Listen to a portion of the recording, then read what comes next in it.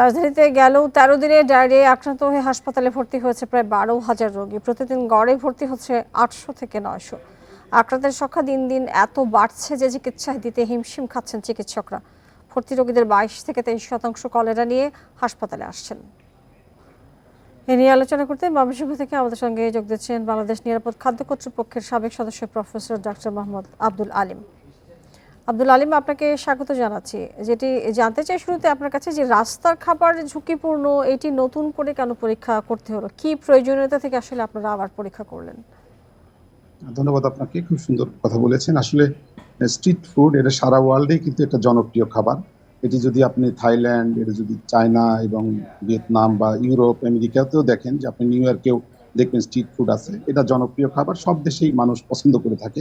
তবে আমাদের দেশে যে সমস্যাটা, আমরা ফুড সেফটি অথরিটি থাকতেও আমি দেখেছি যে এখানে আসলে যেমন আমাদের নির্দিষ্ট কোনো জোন নাই যে এই যে স্ট্রিট ফুড তারা বিক্রি করবে। তারা পুরো ঢাকা শহর ঘুরে ঘুরে বিক্রি করে এবং তাদের যে যে প্রোডাক্টগুলোর নাম বললেন, যে ফুচকা, চটপটি, চানাচুর, মুড়ি বা আইসক্রিম বা অন্যান্য যেগুলো বললেন, অ্যালোভেরা জুস থেকে আখের জুস, এগুলো কিন্তু আপনি দেখবেন যেখানে তারা বিক্রি করে সেখানে কোনো পানির সরবরাহ নেই। অর্থাৎ তারা যে বালতিতে বা কোনো কিছুতে পানি আনে, ওই একই পানি বারবার ইউজ করতে থাকে, সারাদিন ভরাই ওইগুলো ইউজ করতে থাকে। তো এগুলো তো হলে তো আপনার এই যে যে রিপোর্টটা পাওয়া গেছে, এটা তো পাওয়া যাবেই স্যালমোনেলা ইকোলাই এবং এই নোংরা পানি বা নোংরা খাবার থেকেই আসে। তো আমাদের আসলে ওই ধরনের প্ল্যান নাই, যে কারণে এইগুলো রোধ করা যাচ্ছে না। তা আমি মনে করি ভোক্তার স্যার বললেন, আসলে উচিত আমাদের সিটি কর্পোরেশনকে সাথে নিয়ে, কারণ ঢাকা সিটি যদি চিন্তা করেন, এখানে কিন্তু আপনাদের কিছু করণীয়, এই যে স্ট্রিট ফুড আমরা বুঝলাম যে জনপ্রিয়, কিন্তু মান নিয়ন্ত্রণে পদক্ষেপের ক্ষেত্রে আপনাদের দায়টা আসলে ঠিকই বলেছেন। জায়গাটা এটা কোথায়? ফুড সেফটি অথরিটি যেটা করে থাকে, অ্যাওয়ারনেস প্রোগ্রাম করে থাকে এবং অনেক কিন্তু আমরা স্ট্রিট ফুডের, আমি যখন ছিলাম অনেক স্ট্রিট ফুডের যে ভেন্ডাররা, তাদেরকে ট্রেনিং দিয়েছি। আপনি দেখেছেন এখন অনেক আচার বা চাটনি যারা বিক্রি করতো খোলা অবস্থায় ব্যানের উপরে, ওগুলো কিন্তু এখন গ্লাস দিয়ে ঢেকেছে। তো এই যে তারাও অ্যাওয়ার হচ্ছে, আর যারা খায় তাদেরকেও অ্যাওয়ার হতে হবে।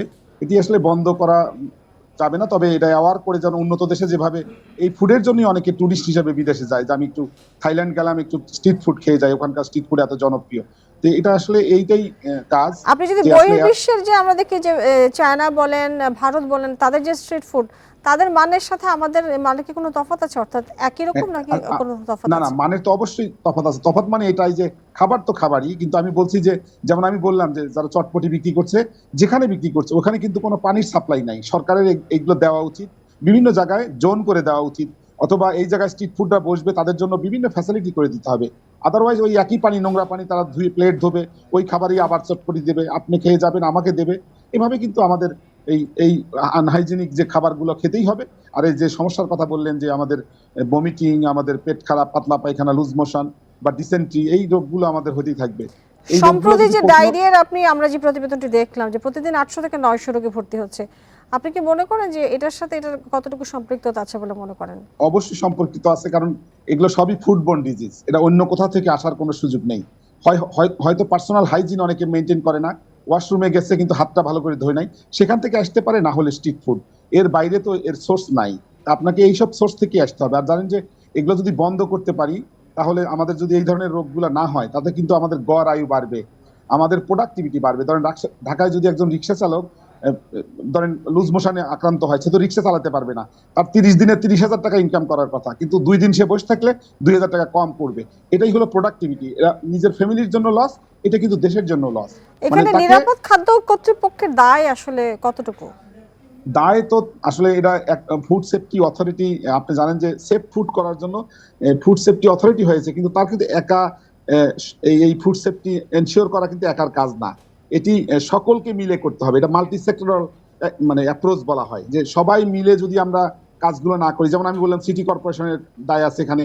এই যে স্ট্রিট ফুডের যাদের লাইসেন্স নাই, এগুলো তাদেরকে লাইসেন্স, অল্প পয়সা হলেও লাইসেন্স মুক্ত করা উচিত। কারা কারা স্ট্রিট ফুড বিক্রি করে, কার খাবারটা খেয়ে অসুস্থ হয়েছে, আমরা তো কাউকে আইডেন্টিফাই করতে পারি না। আমাদের উচিত কিন্তু এগুলো যে সবাইকে মিলে কাজ করতে হবে, পুলিশকে নিয়ে কাজ করতে হবে, সমন্বিত একটি প্রচেষ্টার মাধ্যমে বন্ধ সম্ভব। জনাব আলিম, আপনাকে ধন্যবাদ আমাদের সাথে যুক্ত হয়ে বিষয়ে কথা বলবার জন্য। আপনাকে অনেক ধন্যবাদ।